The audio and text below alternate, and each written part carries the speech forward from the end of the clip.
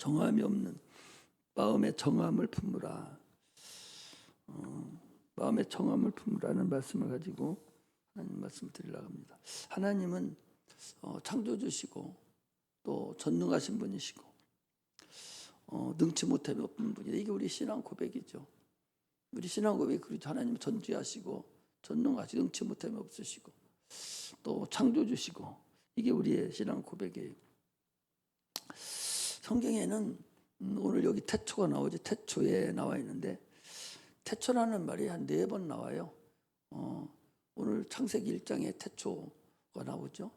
그리고 또 요한복음 오늘 여기 태초가 나오죠. 또 요한 1서에 가면은 또 태초가 나옵니다. 또 잠언서 8장인가에 가면은 태초에 지혜가 있었다라고 해서 태초가 나와요. 태초가 나오는데 창세기 1장 태초는 우리가 현재 살고 있는 이 지구를 얘기해요. 이 우주가 생기는 그 시점, 그러니까 호흡 있는 만물이 있는 현재 우주가 만들어진 그 시점을 얘기하죠. 창세기 1장은 우주가 만들어진 태초예요. 그러나 그 태초에 들어가 있는 자들은 시간 속에 있는 거예요. 시간 속에서 시간이 흐름으로 인해서 봄, 여름, 가을, 겨울이 지남으로 인해서 세월이 흘러가는 겁니다.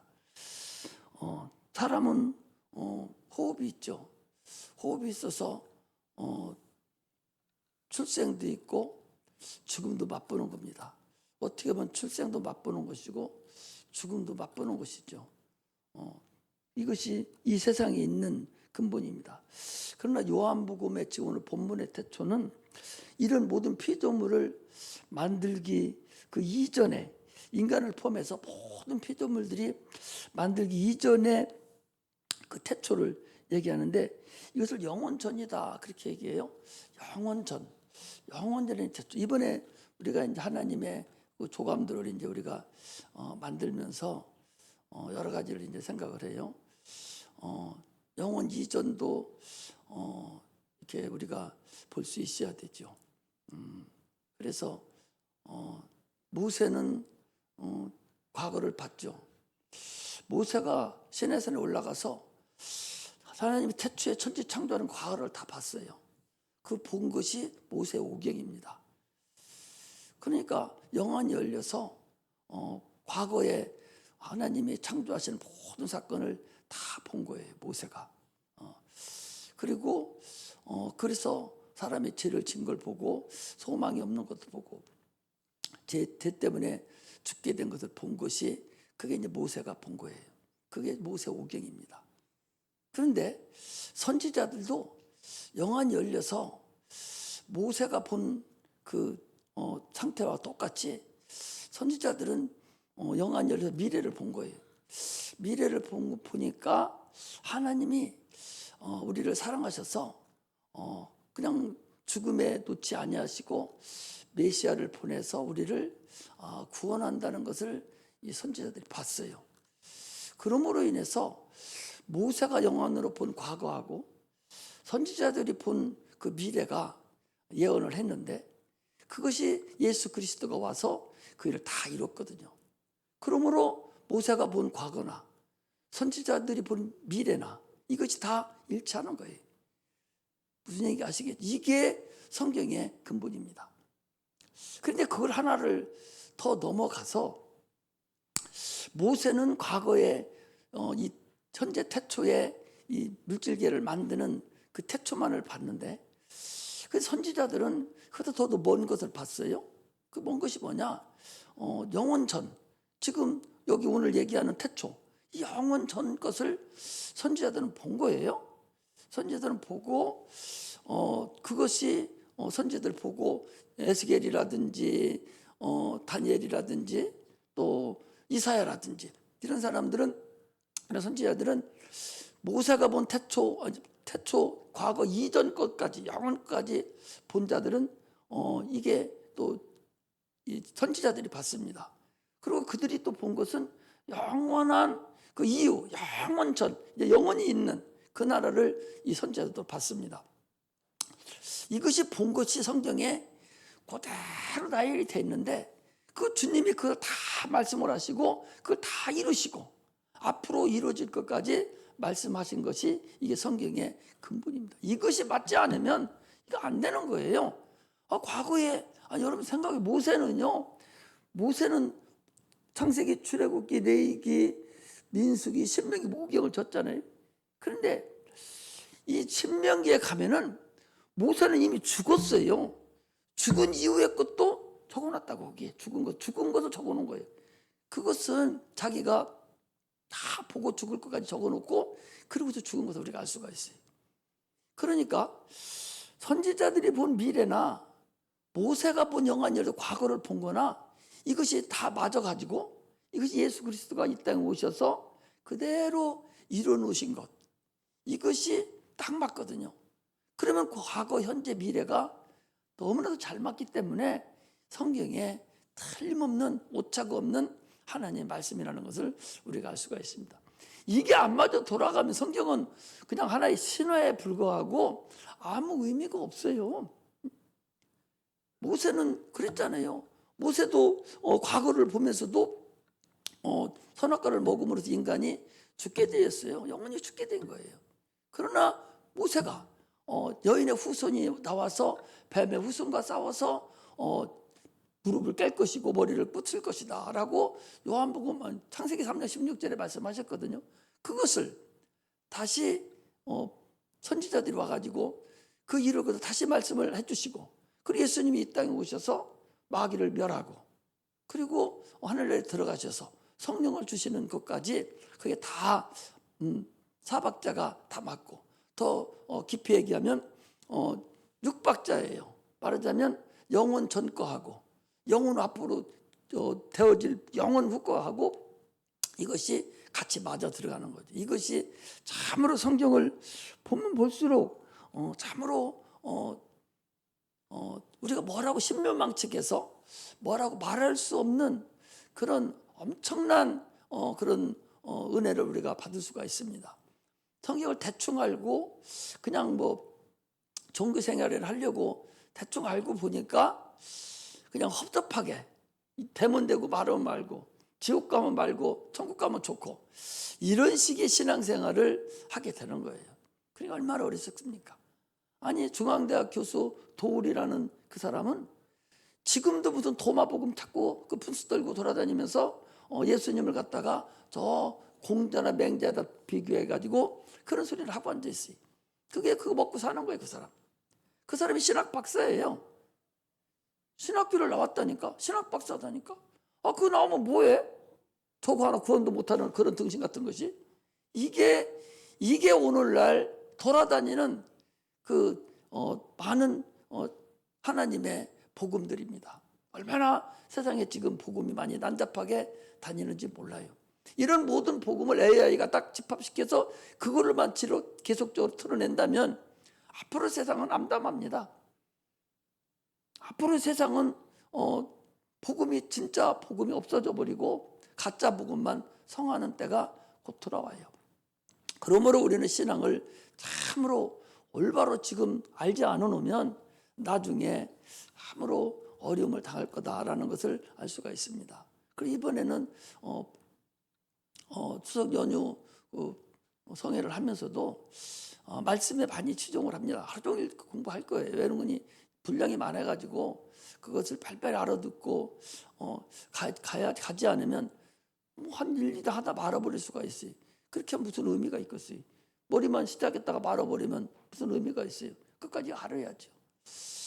이번에 처음 시작하는 것인데도 불구하고 하나님이 이렇게 하도록 한 것은 여러분들이 이걸 알아야 되고 하나님의 은혜가 여러분들이 있기 때문에 이런 계획을 세우게 된 것이고 이렇게 된 것이지 그냥 우연찮게 이렇게 된 거다 그렇게 생각 안 해요.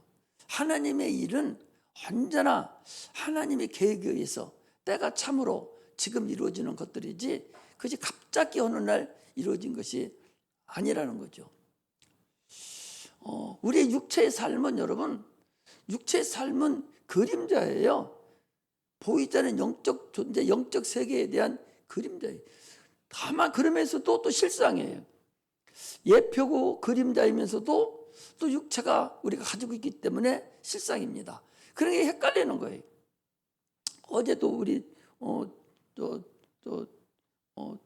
은택이하고 잠깐 얘기하면서 내가 실상과 그 그림자를 잠깐 얘기하면서 이렇게 하니까 여기 그림자가 비쳐. 이 그림자 내 손가락은 이렇게 두 개가 있어. 그림자가 비치잖아요. 이 그림자가 오늘 육체의 삶이다. 그 소리. 실상은 여기 있고. 그래서 이 실상이 없어지면 그림자도 같이 없어져요. 그러므로 육체는 그림자고 영혼이 실상이기 때문에 죽음이라는 것은 육체에서 영혼이 빠져나오는 게 죽음이에요. 병으로 죽는 게 아니요. 육체가 빠져나오는 거 죽는 거예요. 그럼 육체가 빠져나오고 거기 있는 것은 누구 소관이냐? 그건 하나님 소관이다. 그 소리예요. 병으로 죽는 것 같지만 그 육체가 빠져나오니까 죽는 거예요. 이렇게 그렇다면 그 하나만 보더라도 모든 것은 육체가 우리 행하는 모든 삶은 이건 하나의 그림자다. 그럼 우리가 지금 부흥성회를 하려고 하는 것도 그냥 하는 것 같지만 그런 영적인 상태에서 영혼이 하나님의 역사가 보이지 않는 그런 영적인 세계가 보이지 않는 세계에 이미 이루어지기 시작했기 때문에 그림자도 우리가 하고 있는 거다. 그 소리예요. 이것을 알아야 돼요. 그러므로 참으로 우리의 삶을 영적 삶을 그냥 허접하게 내버리지 않았으면 좋겠어요. 여기 정함을 품으라는 것도 이게 다시 말씀드리면 너희들이 성령으로 시작했다가 뭐 때문에 어리석게도 육체로 바치려느냐 이거예요. 이번에 그 성령의 그 제목도 너희들이 성령으로 시작하였다가 육체로 바치려느냐 어리석은 자들아. 어리석다는 거예요. 너희들이 잘 선택했는데 뭐 때문에 너희들을 꼬여가지고 너희들을 왜 육체로 가게 만들었냐 이거잖아요. 주님께서 그 벌거벗은 걸 봤어요. 아담아 본 거예요. 하나님의 의가 벗어나니까 지가 나타나는 거죠. 하나님의 그 법이 그 하나님의 옷 입혀준 그 복음의 입이 그 옷이 벗어지니까 벌거벗은 걸 보이는 거예요. 오늘날 우리의 이 사람들이 왜 제대로 잘 시작해놓고 참으로 시작해놓고 왜 육체로 돌아가는지를 알 수가 없다 그 소리죠. 그게 뭐예요? 아니 개가 토했던 거 다시 먹는 거나 마찬가지라는 거죠. 너희들이 율법으로 해서 구원을 받았는데 너희들이 죄로 인해서 양심으로 인해서 구원을 받았는데 뭐 때문에 다시 예수를 잘 믿고 있다가 세상으로 왜 돌아가려고 하느냐 이런 거거든요. 그러므로 우리는 신앙생활을 좀 허접하게 하는 그런 어리석음이 있어서는 안 됩니다. 이 영원전이라는 얘기는 인간은 시간 속에서 육체가 있어서 그래서 육체 안에서 태어났기 때문에 육체는 죽어요. 그러나 인간 안에는 뭐가 있었어요? 보이지 않는 영혼이 있었거든요. 그 마음이라고 그러죠. 불교에서는 마음을 수양한다. 그 마음을 그 혼이에요. 그 영혼을 얘기합니다. 있었는데 이게 영적 존재예요. 하늘에도 영적 존재가 있어요. 천사들입니다. 보이지 않습니다. 그 영적 존재가 우리 속에만 있는 것이 아니라 영혼만 있는 것이 아니라 하늘에도 영적 존재가 있습니다. 그러므로 하나님의 창조하신 세계는 보이지 않는 영적 세계, 영원한 세계가 있다는 사실을 우리가 알고 신앙생활을 해야 된다 그 소리예요. 우리가 내 영혼이 가야 될 영원한 세계, 지금도 천사들이 활동하고 있는 그 세계, 하나님 아버지께서 지금 가 계시는 그 천국, 그곳에 우리 예수님이 가셔서 지금도 그 영적 세계에 계셔요. 그러면서 계신 걸 어떻게 합니까? 성령을 지금 우리에게 보내주셔요. 성령을 안 보내준다면 내가 가서 성령을 보내주면 하고 가셨는데 성령을 안 보내준다면 그분 안 계신 거죠. 내가 가서 너희들이 성령을 보내줄 텐데 성령이 오면 너희들이 그게 실상이다. 내가 너희 실상을 말하노니 죄에 대해서 의에 대해서 심판에 대해서 내가 심판에 대해서 성령이 너희를 책망하시리라 라고 성경에 말씀하고 있어요. 그러므로 우리는 그리스도인들은요 육체를 지금 있을 때 육체가 지금 현재 있는 이 상태에서 영원한 세계 그것을 우리가 경험을 합니다. 우리 경험을 하고 있잖아요. 성령이 충만함으로 인해서 예언도 하고 방언도 하고 귀신 쫓아내고 아니 귀신 나가는 거 보면 영적 세계에 있는 거 몰라요? 아니 우리 성도들 같이 나는 어리석은 사람들 없다고 봐요. 아니 귀신이 나왔는데 그 영적 세계를 아직도 못 보고 있어? 아직도 육체의 세계만 있는 걸로 생각이 돼요? 그 영적인 세계가 나를 지배하고 있고 그 세계가 앞으로 지배한다는 것을 아직 모르고 있냐고. 그렇게 어리석어요? 뭐가 그렇게 어리석게 만듭니까? 세상에 악한 것들이 육체가 그렇게 어리석게 만들어요? 아직도 하나님 있는 걸 몰라? 아니 아직도 체험 못해? 예수 안 믿는 사람들은 이 땅에서는 영적 세계 체험을 하지 못하고 그들은 육체를 벗어나는 후에 영적 세계를 체험해요. 그 귀신들이잖아요. 이 땅에서는 영적 세계에 있는 줄조차도 모르고서 그냥 세상만 육체만 가지고 살다가 육체가 벗어나는 순간에 바로 영적 세계를 아는 거예요. 이게 귀신들이거든요. 우리는 육체가 지금 있는 상태에서 영적 세계가 이 땅을 알고 우리는 신앙생활을 하는 겁니다. 이것이 영원 전에서 있었던 지금 요한복음에서 얘기하는 태초, 그 태초 이전에 그들 하나님의 세계에서 그려진 그 뜻이 있었다라고 주님은 지금 말씀을 하시는 것입니다. 그러므로 주님께 태초의 말씀이 계시니라, 이 말씀이 육신이 돼서 왔다는 거예요. 자, 이게 이제 자꾸 이제 좀 어렵게 나가는데 어렵게 들을 필요 없어요. 하나님은 뜻이 있어요. 뜻이 있는데 뜻이 있어요. 자, 뜻은 씨앗과 같아요. 이번에 이제 설교 다시 장하게 해드릴 텐데 뜻은 씨앗과 같아요. 하나님의 근본, 성부, 성자, 성령의 하나님 아버지의 근본, 성부의 뜻이 있어요. 뜻이 있는데 이게 뜻의자예요. 뜻의자. 이 한문으로 이렇게 뜻의자거든요. 뜻의자인데 이게 하나님의 뜻이요. 그 뜻을 나타내고 이루시는 것을 의라고 그래요. 의. 이게 법입니다. 이게 예수님이 하나님의 뜻을 이루시는 의라고 그래요. 그 의를 믿으면 우리가 구원 얻는 거 믿음으로 이거거든요. 그럼 봐봐. 자, 하나님의 뜻은 안 보여요. 안 보이는데 그 뜻을 예수님이 나타낸 것이 그게 의야. 뭔 얘기 아시겠죠? 그럼 다른 말로 얘기하면 씨가 의예요. 씨가 의. 씨가 의인데 예를 들어 씨가 의라면 씨를 땅에다 심어요. 그러나 안 보여요. 그러나 그 씨가 점점점 시간이 되면은 싹이 나고 운이 돋고 올라와서 꽃이 피고 열매가 열려요. 그럼 열매 안에 씨가 또 들어있어요. 그러면 그 씨가 어떤 것인지 모르는데 올라온 사과나무를 보고 이 씨가 사과나무구나. 이 씨 안에 요것이 들어있구나. 이게 의다 그 소리예요. 뜻은 씨가 뜻이고. 뭔 얘기 아시겠죠? 이해가 가한가? 이걸 가야 돼. 그래서 성경은 기초부터 지금 내가 알려드리려고 해요. 기초부터 이것을 알아가야 하나님의 것을 제대로 알기 때문에 우리가 갈 수 있는 거예요. 그러므로 하나님과 인간 사이의 다른 것은 뭐냐? 하나님은 영원부터 영원 후까지 변함이 없는 분이 하나님이세요. 예수 그리스도 어제나 오늘이나 영원토록 동일하시니라. 그리고 나는 알파야 오메가다. 시작과 끝이다. 처음과 나중이다 라고 주님이 말씀하세요. 그래서 한 사람이 태어나면 출생을 합니다. 그럼 한 세대를 살고 그리고 살다가 죽어요. 그러면 사라지고 없어집니다.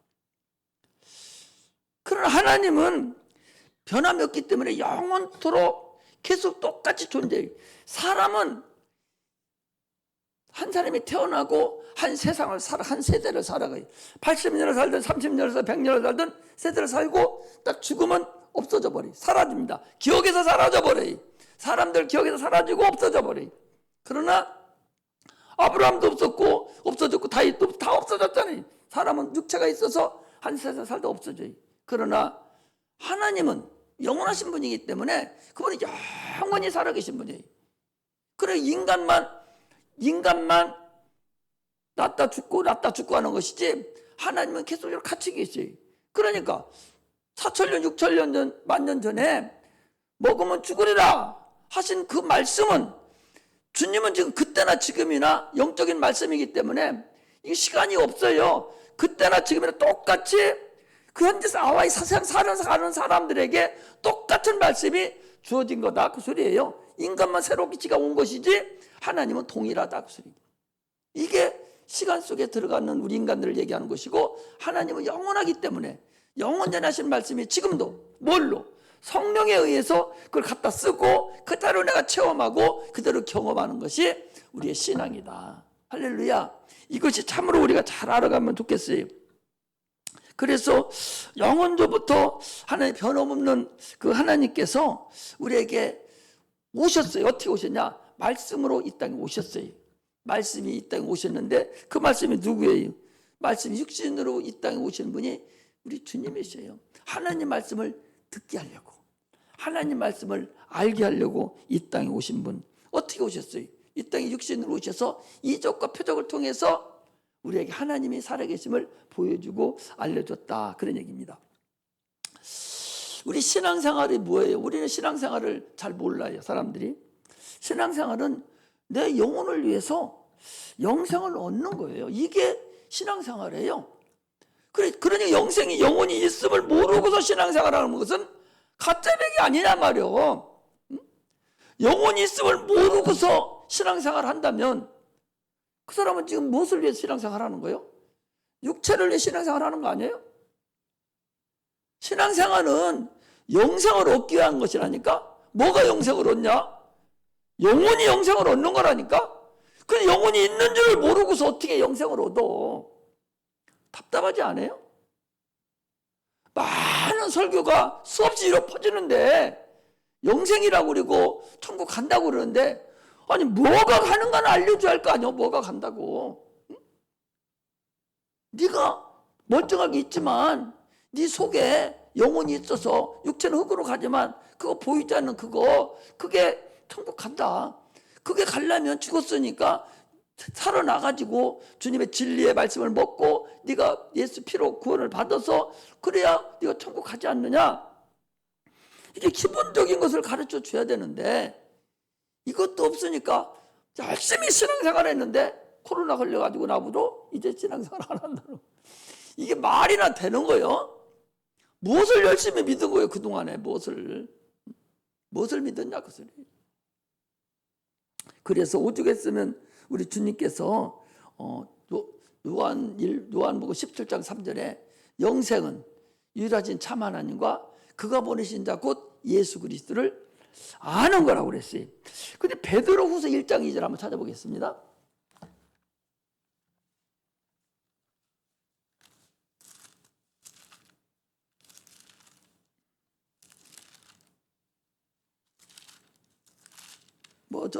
저 누구야? 장정동 목사님은 베드로가 무식해가지고서 성경도 못 썼다고. 베드로가 무식한 거 아니야? 얼마나 영성 있는 글을 썼는지 자기 나름대로 최선을 다해서 한 건데 1장 어디를 보는 거냐? 1장 2절을 한번 보겠습니다. 같이 한번 읽어요. 시작. 하나님과 우리 주 예수를 알므로 은혜와 평강이 너희에게 턱만. 하나님을 알므로. 여러분, 이제 알다는 것이 중요해요. 지금 하나님을 모르기 때문에 예수 믿다 그만두고, 하나님 모르기 때문에 지금 신앙생활도 허접하고 어거지로 신앙생활하고 지금 이러고 있다니까. 하나님 알으라고 그러잖아요. 알므로 인해서 은혜와 평강이 너에게 많다는 거예요. 하나님 알지 못하면 소용 없어요. 하나님 알으라는 거예요. 그래서 그 밑에 읽어보니까 그렇게 했어요.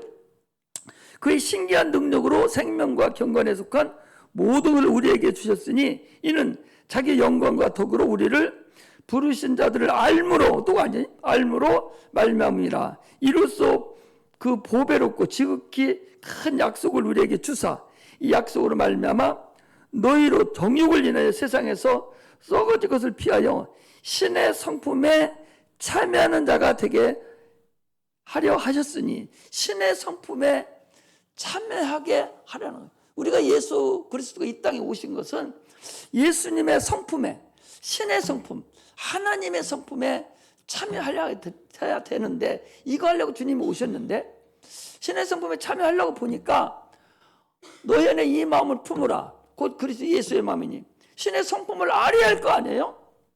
신의 성품을 모르고 어떻게 신의 성품에 들어갈 수가 있어요? 어떻게 참여를 할 수가 있습니까? 하나님을 알지 못하면 여러분 아무것도 안 돼요.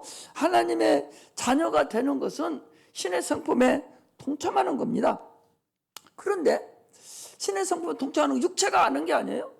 영혼이 알아야 되는데 우리 인간의 영혼은 이미 에덴에서 죽었다니까. 육체는 먹고 마시고 살아요. 살다가 때가 되면 죽습니다. 그러나 영혼은 있지만 영혼은 이미 죽었어요. 영혼은 이미 죽었다니까. 그래서 이 죽어서 여기가 이제 두 번째, 이게 죽어서 긍휼에 풍성하신 그 하나님이 예수 그리스도를 이 땅에 보내주셔서 그 신의 성품에 참여하게 하려고 이 땅에 오신 거, 이게 하나님의 은혜입니다.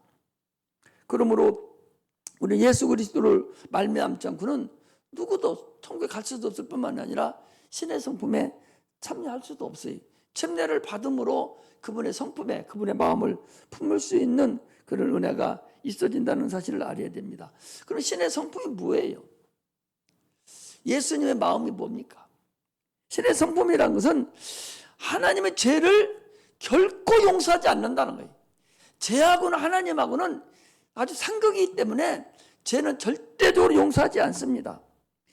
그러나 죄는 용서하지 않지만 죄인은 불쌍히 여기는 거예요.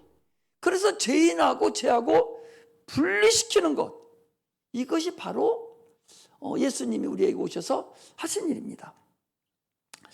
하나님은요, 아까도 내가 계속 찬송을 드린 것이, 여러분들이 찬송을 드려도 내일 아침에도 우리 주일학교 할 때 내일은 이제 찬송 부르는 것에 대해서 말씀을 드릴 텐데, 이 찬송을 부르면서 그 가사라든지 그 곡에 따라서 자기 마음이 거기에 던져져야 되는데, 건성이란 말이죠. 주님은 분명히 얘기했어요. 다윗이 그래, 다윗이 시편 51편 7절에 보면은 하나님의 제사를 원치 아니하고 상한 심령을 원한다는 거예요. 여러분들이 상한 심령이 되지 않고는 주님 못 만나요. 심령이 가난한 자가 복이 있다고 그랬어요. 심령이 가난한 자가, 심령이 가난해야 돼요. 내가 아주 얕아지고 겸손해지고 아주 얕아진 그런 심령이 가난한 자가 복이 있고, 상한 심령으로만 주님을 만날 수 있습니다. 아니, 나 때문에 죽었다고 그럼 눈물을 흘린다 하면서도 당신들 왜 눈물도 끔찍도 안 하고 어문 소리만 하고 있고 입만 뻑뻑거리고 마냐, 그 소리. 찬송의 가사하고 나하고는 아무 관계 없어요. 아니, 저기가 나와서 코미디 나와서 하는 게 뭐요? 킹 나와 있죠? 스타킹인가 있죠? 스타킹 누가 했지? 네? 강호동이가 스타킹 그걸 했어요. 근데 노래를 잘하는 애기가 나왔대. 6살 먹은 것이 6살 먹은 노래를 하는데 무슨 노래 하냐? 인생은 나그네길을 하는 거예요. 걔가 인생을 알아요. 그 인생이 나그네, 최유준 같이 노래는 잘해. 막 그 하나도 그 박자음 안 틀어주고 아주 깍듯이 제대로 잘하는데, 그 듣는 자들이 또 지가 그걸 부르면서 그 인생을 알고 해요. 인생을 알고 거기에 대한 것을 알고서 지가 부르는 거예요. 그냥 꼭두가시 같이 그냥 하는 거예요.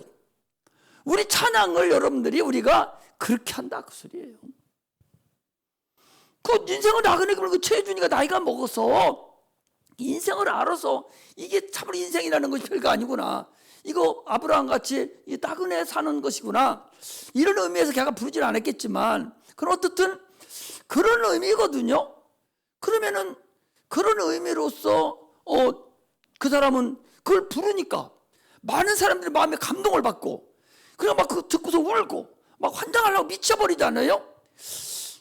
그런데 우리는 그렇지 않아요. 상한 심령이 아니요.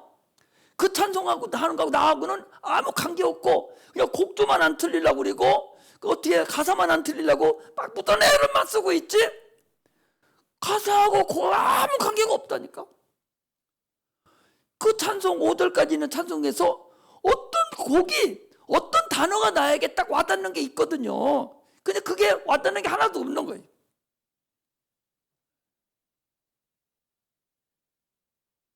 이게 참으로 우리가 다시 한번 찬송을 부를 때 우리가 오늘 이 찬송뿐만 아니라 예배 중에 드리는 모든 찬양에서 모든 찬송에서 나에게 딱 가지고 오는 그 성령에 충만하고 사모하는 마음이 있으면 그 가사 어느 곳에든지 내가 딱 들어오는 것이 있거든요.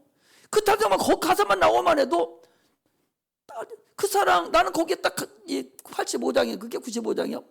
그 사랑 받은 사람만 그 사랑 알도다. 나는 그 찬송이 그렇게 안 잊어버려. 그리고 받은 사람만 그 사람, 거기만 부를 때만 되면 아주 기분이 너무 업돼 버려요. 성령이 막 확 정기 오는 것 같은 마음이 들거든요. 또 어디 그 복음성가 어디야? 거기다 보니까 아니 나에 대한 그 말씀이 그 단어 하나에 작은 신음에 응답하시는 그 하나님, 그런 거 찬송할 때는 마음에 꽉 그냥 막 전율이 올리는 그런 마음이 들거든요. 그런 것이 나에게 있어서 그 찬송 전체에서 뭔가가 나한테 오는 그 메시지가 있어야 되는데 많은 사람들이 그런 메시지가 없는 거예요. 하나님은 찬송을 하고 여기 제사라고 그랬는데 시편 50편 7절에는 17절에는 말씀은 하나님은 제사를 원치 아니하시고 상한 심령을 원한다는 이 제사라는 것은 오늘날 예배를 얘기하는 거잖아요. 예배나 제사나 기도나 찬양이나 다 똑같은 소리예요. 기도도 여러분 예배 중에 들어가 있지 않습니까? 찬양도 예배 중에 들어가 있잖아요. 말씀도 예배 중에 들어가 있잖아요. 그 예배를 얘기하는 것이거든요. 그 예배에 어디에 가는 참으로 상한 심령이 돼서 하나님의 그 단어에 그 말씀이 나를 콱 누르는 그런 말씀이 있어져야 되지요. 없잖아요. 그럼 내가 성령이 충만해서 하나님께 사모하는 마음으로 간절한 마음으로 하나님께 부르면 어느 마음인가를 하나님이 준다 그 소리예요. 그것이 없이 그냥 가사만 안 틀리고 그냥 기교만 부리려고 하기 때문에 그런 일이 생긴다는 거죠. 그래서 같은 찬송을 계속적으로 부르는 거예요. 너희들 거기서 뭔가 좀 얻으라. 너희들 거기서 상한 심령 좀 되라. 그 5, 6번 부르는데도 전혀 상한 심령이 없는 거죠. 우리 여기 아침에 나와서 찬송하는 모든 분들도 다 마찬가지예요. 상한 심령이 되도록 부르고 하는 거예요. 그래야 하나님이 받으시는 그 예배에 참으로 하나님 영광이 드러날 수 있다는 사실을 우리가 알아야 됩니다. 그래서 이 마음이 오늘 한번 다시 한번 보겠어요. 야고보서 한번 보겠습니다. 야고보서 1장을 보셔봐요.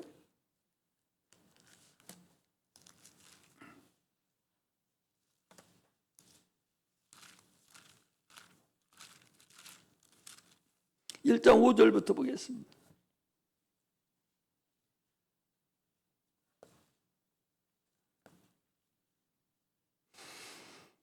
(5절부터) 시작. 너희 중에 누구든지 지혜가 부족하거든 모든 사람에게 후히 주시고 꾸짖지 아니하시는 하나님께 구하라. 그러면 주시리라. 오직 믿음으로 구하고 조금도 의심하지 말라. 의심하는 자는 마치 바람에 밀려 요동하는 바다 물결 같으니 이런 사람은 무엇이든지 죽기 없기를 생각지 말라. 두 마음 품어 모든 일에 정함이 없는 자로다. 두 마음을 품어서 정함이 없다는 거예요. 그 정함을 품어야 돼요. 확실한 정함이 있어야 되는데 없다는 거죠. 하나님의 변함이 없어서 어제나 동일해요.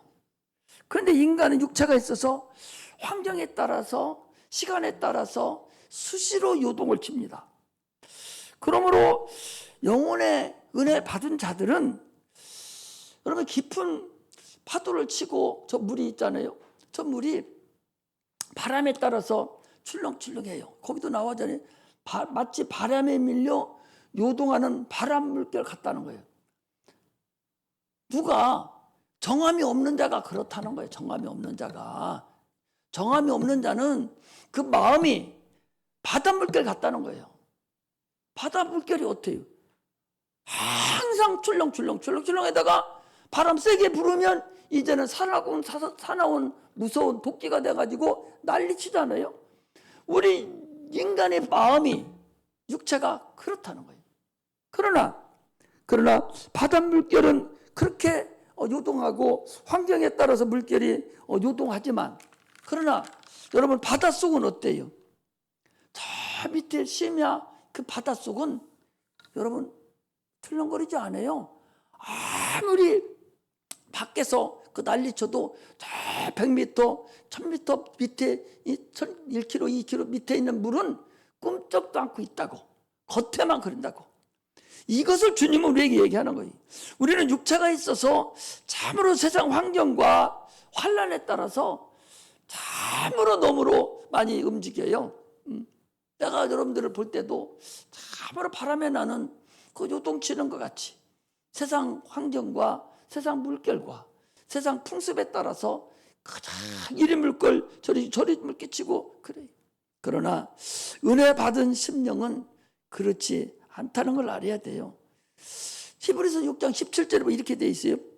우리가 소망이 있는 것은 영혼의 탑과 같아서 튼튼하고 견고해져서 성소 휘장으로 들어가는, 우리의 그 소망이 있는 자, 이 소망이 있는 자는, 내 영혼에 소망이 있는 자는 그 영혼의 탑과 같이 배가 딱 내놓으면 그냥 날아가 버려요. 그런데 닻이라는 것은 배에서 밑으로, 바다 밑으로 쭉 내려놓기 때문에 아무리 큰 그런 바람이 불러와도 닻이 딱 밑에만 들어가 있으면 움직이지 않고 가만히 있잖아요.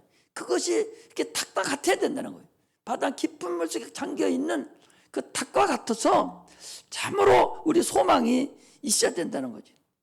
배가 참으로 탓에 제대로만 걸려 있으면 풍랑이라도 떠내려가지 않아요. 우리 영혼이 그게 지금 없는 거예요. 내가 봤을 때 잘 나갔는데 왜 육체로 맞추려고 하는가? 왜 육체를 떠내려가려고 하는가? 그래서 잘 나는 따라온 줄 알았더니 전혀 깡통이었다란 말이에요. 응? 전혀 깡통이었다 그 소리예요. 내가 얼마도 전에 내가 마음이 너무 아팠다고 그러잖아요. 전혀 깡통이었다는 거예요. 나는 따라오는 줄 알고 영혼이 너고 참으로 그걸 왜 살해한다고 수없이 얘기해줬는데, 그런데 나중에 대화를 해보니까 완전히 깡통뿐이었어. 영혼은 아무것도 없어. 그냥 바닷물과 같이 출렁거리기만 했지 전혀 깊이 있는 믿음이 아니었다는 거예요. 깊이 있는 그런 말씀도 없어요. 기억조차도 없어요. 그렇게 겉만 멀쩡하게 신앙생활했지 아무것도 아니었다고. 자폐증들 환자가 어때요? 우리도 그 조카 하나 자폐 하나만 있는데, 아니 육체는 호말같이 커. 180 간다며 막 몸무게는 막 80, 90 나가고, 그런데 그의 삶은 초등학교 1학년이요. 1학년도 안 되고 엄마 아빠하고 지금도 그러고 살아. 우리 신앙이 그러면 되겠어요? 육체만 그리고 영혼은, 영적인 사건은 완전히 자폐증 환자가 걸린 것 같이 아무것도 깡통에 앉아있으니 이게 뭐냐 말이죠.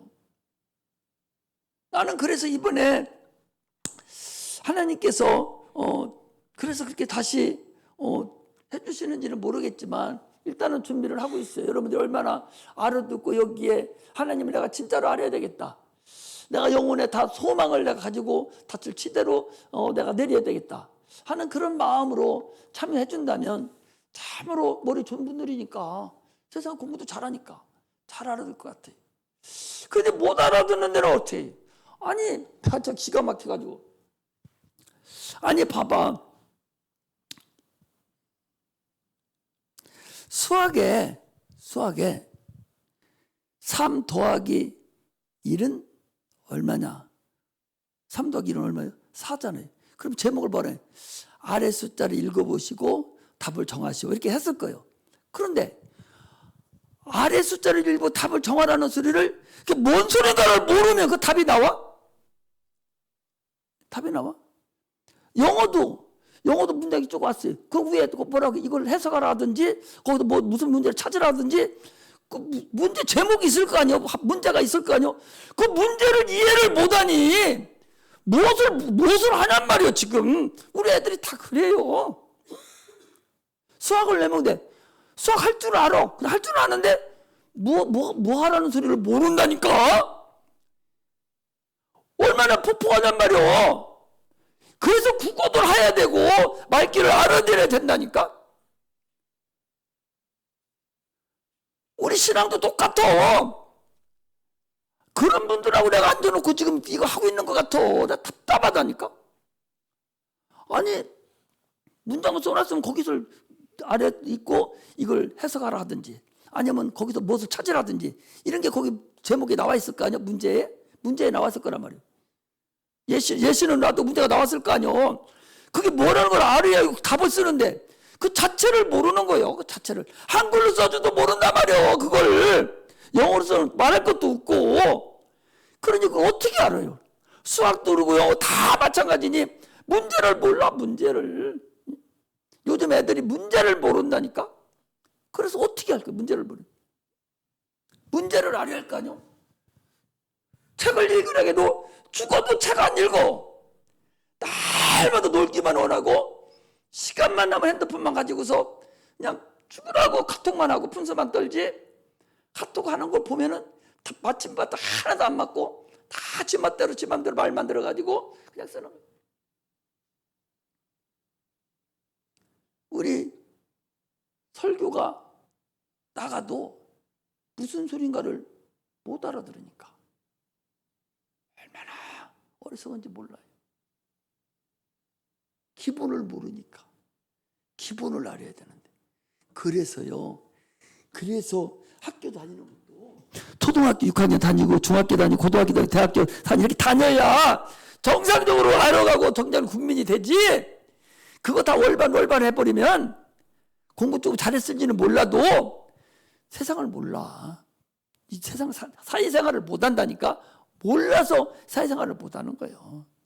그렇게 어리석기 때문에 참으로 답답하고 또 답답한 거예요. 그걸 우리가 알아가야 돼요. 더 얘기하면 복잡하니까 더 얘기는 안 할 거예요. 더 얘기하면 복잡할 것 같아서 더 얘기는 안 할 거예요.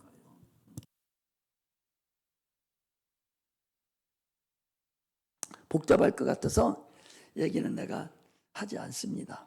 그러나 여러분들이 우리의 소망이 내 영혼이 천국 가는 건데 그 소망이 반드시 있어서 이것만은 내가 버리지 않겠다고 끝까지 내가 가야 되는데 이걸 몰라버리면 바람에 요동치는 물결 같다는 거죠. 속은 끄떡도 않고 있는데 물결 같아. 속에 저 심야 있는 닻이 들어가 있는 그 물결 거기 같아야 되는데 껍데기만 있어가지고 팔랑팔랑만 하지 전혀 하나님을 모르는 세상 물정에 그냥 넘어가 버리는 그런 자가 돼서는 안 됩니다. 할렐루야. 할렐루야. 우리가 영혼이 잘 되는 것 같이 범죄가 잘 된다고 그래요. 간증하러 가면은 많은 사람들이 내가 몸이 아팠었는데 나섰다고. 나섰다고. 내가 가난했었는데 내가 부자가 됐다고. 예수 믿어서. 얼마나 좋아? 예수 믿어서 가난했었는데 부자가 되고 병이 있었는데 예수 믿어서 고침받았고 환난이 있었고 애들이 잘 안 되고 골치 아팠었는데 예수 믿고 다 잘 됐다고. 얼마나 자랑스러워요. 이스라엘 백성들도요. 하나님은 너희 소유를 알라. 너희가 어떻게 해서 복을 받았냐. 너희들이 이렇게 해서 너희들 신발이 떨어졌냐. 옷이 헤어지기를 했느냐. 네 소유를 알지 못하느냐. 주님이 그랬어요. 우리는 많은 사람들이 육체 부분을 자랑을 해요. 그 간증을 그렇게 합니다. 그러나 다시 한번 생각해 보자고. 예수 만나기 전에 지금 예수 만나기 전에 육체는 이랬었는데 좋아졌어요. 그러면 예수 만나기 전에 나의 영혼의 상태는 어땠었는가를 한번 보자고. 그게 간증이 돼야 되지 않아요? 예수 만나기 전에 내 영혼의 상태, 그때는 영혼이 지옥 갈 상태에 있었잖아요. 지옥 갈 운명에 처했던 사람들이잖아요. 영혼의 상태가 참 그때는 어떤 상태에 있다는 것을 내가 알아야 되잖아요. 그런데 그런 상태에 내가 구원을 받은 거예요. 내가 하나님 알지도 못하고 그냥 끌려다니는 상태에 있었는데 지금은 하나님을 알게 돼서 이렇게 자의적으로 차원에서 교회에 나와서 내 은혜를 받고 있는 상태입니다. 영원한 지옥에서 내가 구원을 받았습니다. 처음에는 그렇지 않았어요. 근데 지금은 하나님 알게 됐어요. 이게 첫사랑을 알아라는 거예요. 이걸 알지 못한다는 거예요. 네 처음에 육체만 쳐다보지 말고 네 처음에 네 영혼의 상태가 어땠었는가? 과연 그 상태는 정상적인 상태에 있었냐? 그 상태에서 네가 벗어나서 지금 그 상태에서 벗어나서 네가 하나님을 믿고 구원의 확신을 가지고 살고 있지 않느냐? 이걸 우리가 깨달아야 되는데 근데 그걸 잊어버리고 내가 영원히 그 상태를 잊어버리고 육체로만 자꾸 뛰어가서 육체로 마치려고 하지 않느냐 하는 것을 우리가 다시 한번 봐야 돼요. 다른 사람들 우리는 다 신앙생활 하는 사람들은 나의 무거운 짐을 다 주님 앞에 옮기는 사람들이에요. 그래서 모든 거 다 해결받은 사람들입니다. 그러므로 이제는 참으로 영혼의 닷을 그 소망을 가지고 하나님 앞에 가까이 나가는 그런 자가 돼야 되지 않느냐라고 오늘 말씀을 드리고 싶어요. 그러므로 인해서 경험이 없는 그런 자가 되지 아니하고 정함이 있는 자가 돼야 돼요. 두 마음을 품은 자들아 정함이 없는 자들아 그랬잖아요. 육체하고 영혼하고 항상 사도 바울도 그랬잖아요. 내 속에 두 법이 존재한다고. 육체의 법과 영혼의 법이 존재하는 거예요. 지금 우리도 마찬가지예요. 그러므로 참으로 정함이 없는 자는 기도가 응답되지 않는다고 그랬잖아요. 야고보서에도 그렇잖아요. 5장 8절에 그러잖아요. 그들이 정함이 없으면 바람에 나는 물결 같아서 두 마음을 품어서 늘 응답이 없다는 거죠. 그 얘기를 한 거잖아요. 절대 응답이 없습니다. 정함이 없으면요 방황하며 아무것도 얻지 못하고 그냥 헛되게 왔다 갔다만 하다가 자기 만족을 느끼다가 말아버려요. 정함이 있는 자가 돼야 돼요. 우리는 그래서 이제는 환경을 바라보고 세상 그런 풍습 바라보고 그런 것에 일희일비하면서 그거에 쫓아가려고 무던한 노력을 무슨 육체는 하죠. 그러나 그것보다 먼저 네 영혼이 구원받은 그 은혜, 사랑하는 자의 내 영혼이 잘된 같이 네가 영혼이 잘되는 복이 먼저 임하면 그런 거예요. 네 영혼이 잘된 같이 영혼이 먼저 잘돼야 되는 그런 은혜가 임하기를 주의 이름으로 축복합니다. 그런 자들만 응답이 받고 그런 자들만 하나님께서 함께 하신다는 사실을 아시고 정함 있는 그런 은혜가 임하시기를 주의 이름으로 축복합니다. 할렐루야. 기도하겠습니다.